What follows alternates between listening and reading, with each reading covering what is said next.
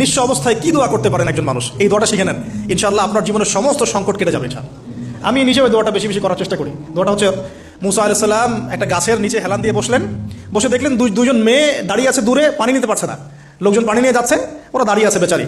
তো মুসা আলাইহিস সালাম গিয়ে বললেন, কি সমস্যা আপনাদের? এটা নিয়ে আপনারা আবার মেয়েদের সাথে কথা বলার চেষ্টা করেন, ঠিক আছে? তো মাহারাম গায়রা মাহারাম মেনে চলে। তারা বললেন যে আমাদের বাবা অনেক বৃদ্ধ মানুষ, আমরা পানি নিতে পারি না যতক্ষণ না আমাদের কম পানি নিয়ে চলে যায়। তো মুসা আলাইহিস সালাম একটু বললাম না, ফিজিক্যালি খুব স্ট্রং ছিলেন, থাকে না বডি বিল্ডার, সামনে গিয়ে কথা বলে সরো পানি দিতে দাও, তখন মানুষ একটু মূল্যায়ন করে না। তো মুসা আলাইহিস সালাম এভাবে পানি নিয়ে দিলেন এবং বাছুরদেরকে পানি পান করালেন, করিয়ে গাছের নিচে এসে বসে আছেন। বসে বসে তিনি দোয়া করছেন, এই যে দোয়াটা তিনি দোয়া করছেন, রব্বি, একটা নেক কাজ করলেন, নেক কাজ করলেন না, মানুষের উপকার করলেন, নেক কাজ করে এসে গাছের নিচে বসে দোয়া করছেন, আল্লাহ এখানে তো আমার খাবার পানি বাসস্থান কিছুই নাই, আমি কি করব?